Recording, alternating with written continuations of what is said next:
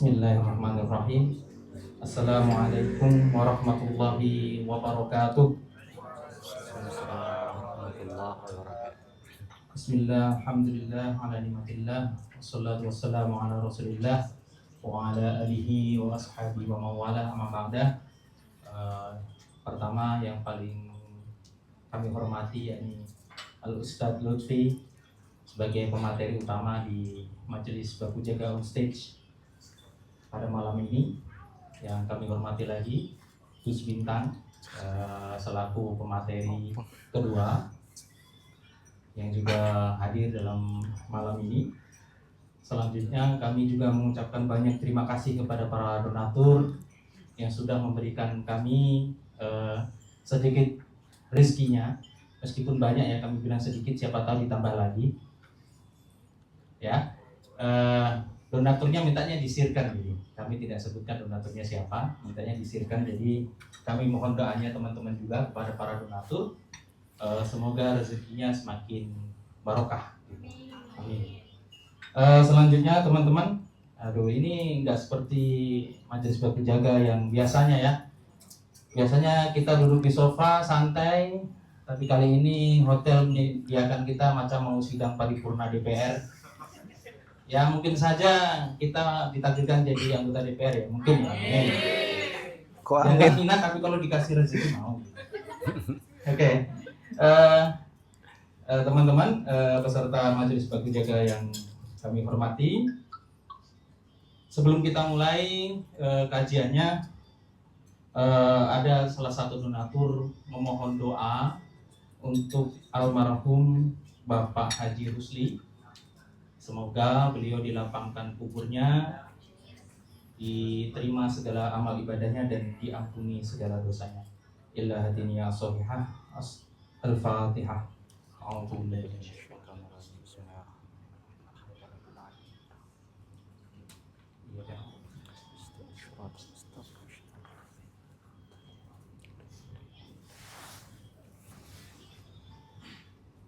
Baik teman-teman, tema kali ini mungkin agak bikin kita baper ya. Baper bagi yang belum nikah. Kalau tong yang sudah nikah ya nggak baper-baper amat lah. Karena kita sudah bukan lagi fase mencari pasangan, tapi mempertahankan pasangan mungkin ya, dan memperluas keluarga ya. Seperti itu teman-teman. Ya mungkin nggak usah banyak ekspektasi lebih dari pemateri yang ada di sini. Yang jelas beliau sudah pernah mempelajari apa itu cinta, dan kalau Ustadz Lutfi ini sudah menghasilkan cinta, asik. Ya, nanti beliau akan jelaskan apa itu cinta dan lain-lain. Baik teman-teman,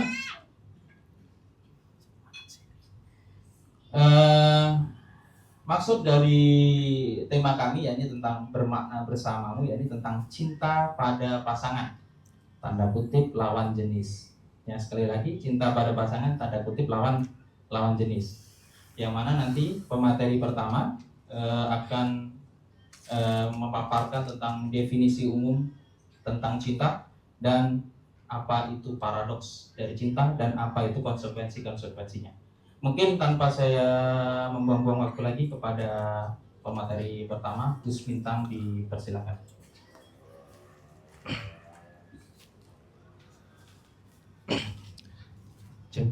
Baik, bismillahirrahmanirrahim. Assalamualaikum warahmatullahi wabarakatuh. Waalaikumsalam warahmatullahi wabarakatuh. Selamat malam teman-teman semua. Senang sekali kita bersua kembali, kita berjumpa lagi di forum kajian kita, forum belajar kita, yang mana selama 2 bulan kita sudah sempat absen untuk memberi jarak kepada teman-teman agar bisa memaksimalkan ibadah di bulan Ramadan dan juga menikmati momen-momen lebaran bersama keluarga di rumah. Dan karena kita sudah sempat absen selama 2 bulan, mungkin saya ingin menginformasikan sedikit kepada teman-teman, khususnya teman-teman yang baru pertama kali bergabung, bahwa forum kita ini adalah forum yang egaliter, forum yang setara. Jadi siapapun boleh mengemukakan pendapatnya, siapapun boleh mengutarakan isi pikirannya. Jadi nanti jika ada teman-teman yang mau menambahkan, mau bertanya, mau merespon, kami persilahkan. Baik teman-teman, saya izin mewakili teman-teman dari Majelis Baku Jaga untuk memberikan sedikit prakata atau skapur sirih kepada kita semua terkait tema kita pada malam hari ini. Dan saya yakin pasti teman-teman sudah melihat temanya, teman-teman pasti sudah punya bayangan, punya pandangan terkait apa yang akan kita bahas malam hari ini. Dan untuk itu saya ingin menyampaikan kepada teman-teman untuk relax aja, santai aja, tenang aja. Kita tidak akan menghakimi siapapun di sini. Kita tidak akan membahas hubungan personal teman-teman. Kita tidak akan membahas status teman-teman di sini. Yang kita bahas hanyalah ide, hanyalah konsep, hanyalah pandangan, dan seterusnya.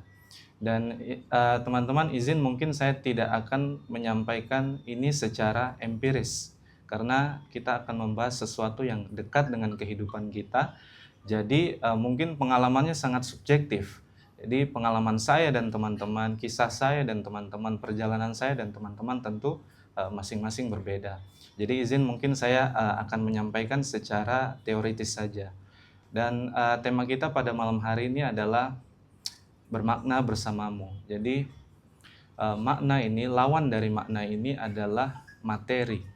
Materi itu adalah sesuatu yang berbentuk, sesuatu yang berwujud, sesuatu yang terejawantahkan. Jadi wajah kita, fisik kita, badan kita ini adalah materi, dan materi ya begitu saja sifatnya, ia sangat terbatas, berbeda dengan makna. Makna itu ia terkandung di dalam dimensi batin kita. Jadi ia punya kelenturan dan keluasan yang tak terkira. Dan maka dari itu maknalah yang akan memberi arti kepada materi, dan materilah yang akan merealisasikan makna, kira-kira seperti itu. Dan saya yakin teman-teman di sini sudah sepakat secara definisi bahwa cinta itu adalah perasaan suka, perasaan sayang, perasaan tertarik, terpikat kepada lawan jenis. Ia adalah gejolak di dalam hati kita. Ia adalah pelangi perasaan. Ia adalah ekstase yang akan selalu kita daki untuk mendapatkannya. Dan pertanyaan selanjutnya adalah mengapa harus cinta? Mengapa ada cinta? Sesederhana karena cinta adalah jawaban atas eksistensi manusia. Tidak ada manusia yang bisa tidak ada manusia yang bisa survive, yang bisa bertahan, yang bisa melanjutkan kehidupan tanpa mengalami peristiwa cinta. Jadi jika ada seseorang yang tidak mengalami peristiwa cinta, itu sama saja ia dengan teralienasi, ia terisolasi, ia terasingkan dari banyak hal dan juga dunianya. Entah itu alam, entah itu lingkungan sosial, keluarga, atau bahkan mungkin yang lebih eksklusif adalah lawan jenis atau pasangan kita. Nah, cinta ini juga ada banyak macamnya ya teman-teman. Ada kalau kata Erich Fromm itu ada 5. Jadi yang pertama ada cinta sesama, yang kedua cinta ibu, yang ketiga ada cinta erotis, yang keempat ada cinta diri, yang kelima ada cinta Allah. Jadi saya mulai dari yang pertama dulu. Cinta sesama ini adalah cinta kepada sesama makhluk hidup, kepada sesama manusia. Nah, ia adalah bentuk cinta yang paling universal, yang paling setara. Nah, kemudian yang kedua ada cinta ibu. Berbeda dengan cinta sesama, cinta ibu ini adalah bentuk cinta yang tidak setara. Anak yang tidak berdaya, pasti dia membutuhkan ibunya. Ia mengharapkan cintanya untuk bisa survive dan melanjutkan hidup. Tetapi di sisi lain, cinta ini juga sangat altruis. Jadi sang ibu pasti lebih mementingkan lebih mementingkan anaknya ketimbang dirinya sendiri. Kira-kira seperti itu. Kemudian yang ketiga ada cinta erotis. Nah, cinta erotis ini adalah cinta kepada pasangan atau kepada lawan jenis. Dinamakan cinta erotis karena ia mensyaratkan satu peleburan, satu penyatuan, di mana peleburan dan penyatuan ini dilambangkan sebagai hubungan suami istri atau hubungan seksual. Nah, kemudian yang keempat ada cinta diri. Cinta diri ini adalah bentuk cinta yang paling mendasar, yang paling fundamental. Tidak bisa seseorang mencintai orang lain tanpa mencintai dirinya terlebih dahulu. Nah, kemudian yang terakhir ada cinta Allah atau cinta Tuhan. Sesuai namanya, ia adalah bentuk cinta yang paling hubungannya vertikal, jadi hanya antara hamba dan juga Tuhannya, kira-kira seperti itu. Nah, tetapi pada malam hari ini kita tidak akan membahas semuanya, teman-teman. Kita akan membahasnya secara spesifik saja. Kita akan mengerucutkannya kepada cinta erotis atau cinta kepada pasangan atau kepada lawan jenis. Nah, kemudian pertanyaan selanjutnya adalah bagaimana sih awal kita jatuh cinta sama pasangan kita? Bagaimana cinta itu bertaut? Nah, mari kita lihat ini di dalam dua perspektif. Jadi yang pertama itu ada dicintai, yang kedua ada mencintai. Kalau dicintai ini, ia mensyaratkan pengetahuan dan usaha. Saya kasih contoh misalnya untuk laki-laki, jika ia ingin dicintai, berarti ia perlu memperbanyak kekayaan secara finansial.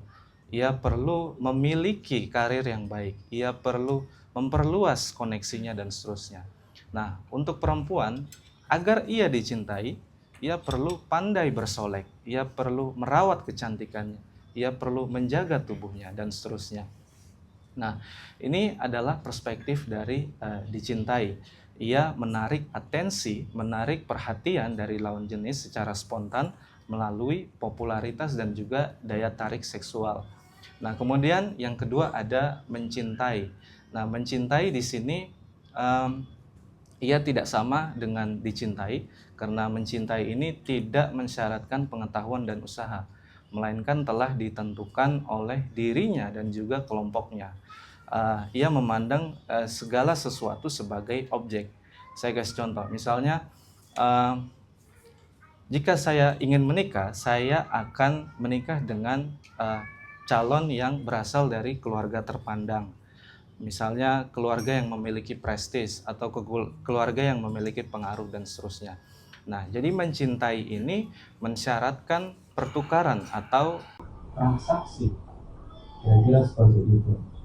Nah, tetapi dalam era modern, saya rasa kita tidak perlu mendikotomikan, kita tidak perlu memisahkan antara dicintai dan mencintai, karena saya rasa ya kita perlu keduanya.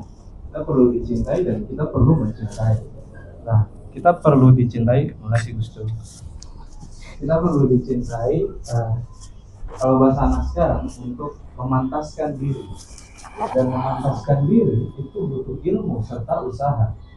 Kemudian yang kedua ada mencintai. Kita juga perlu mencintai, karena sebelum kita memilih siapa yang akan menjadi pasangan kita, kita perlu selektif. Kita perlu memilih kualitas dari pasangan kita. Kira-kira seperti itu. Nah,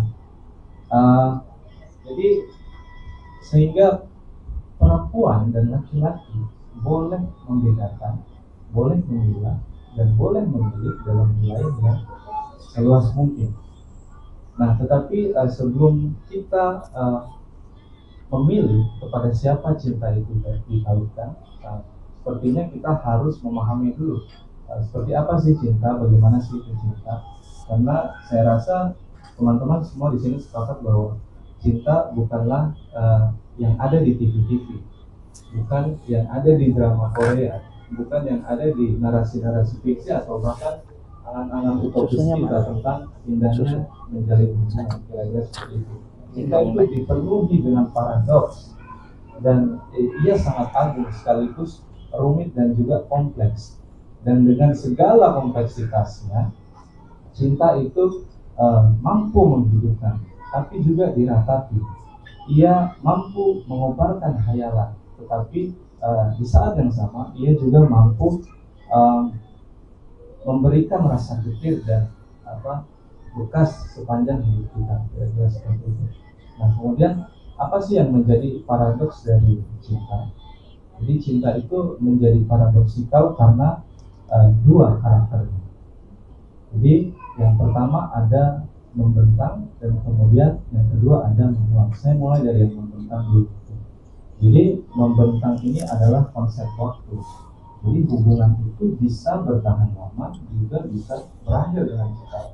Kemudian yang kedua ada menguat. Menguat ini adalah perasaan kita. Oke, menguat ini ada perasaan kita, sama seperti yang berkat tadi, ia juga fluktuatif, ia bisa menguat dan juga bisa melemah. Nah, saya kasih contoh. Pasti teman-teman pernah dengar ungkapan seperti ini. Nanti kalau kalian menikah, pasti kalian akan melihat pasangan kalian biasa-biasa saja. Atau mungkin yang lebih umum atau yang lebih klise, rumput tetangga lebih hijau. Kira-kira seperti itu. Kan banyak yang kasih ungkapan-ungkapan seperti itu. Nah, ungkapan-ungkapan ini sangat menggambarkan dua karakter cinta tersebut. Karena semakin lama sebuah hubungan itu, maka punya potensi untuk melemah kadar cinta. Dan begitu juga dengan perasaan kita. Semakin kuat perasaan kita buat pasangan, dia punya kans, dia punya potensi untuk semakin cepat berakhirnya hubungan itu. Nah, ini kita bisa refleksikan dengan apa yang kita sebut dengan pacaran dan nikah. Jadi maaf, saya tidak membahas hukum pacaran. Nanti kalau misalnya teman-teman mau bertanya lebih detail, bisa tanya ke beliau. Dan saya yakin pasti teman-teman juga sudah tahu tentang pacaran seperti apa dan sebagainya.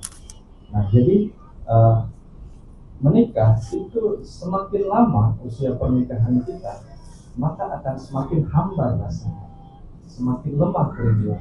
Beda saat pertama kali bertemu dengan pasangan kita, beda saat kita berpacaran, beda saat kita berpacaran. Itu rasanya gejolak itu selalu ada di dalam hati kita, seperti ada kerinduan yang memuncak jika tidak bertemu dan seterusnya.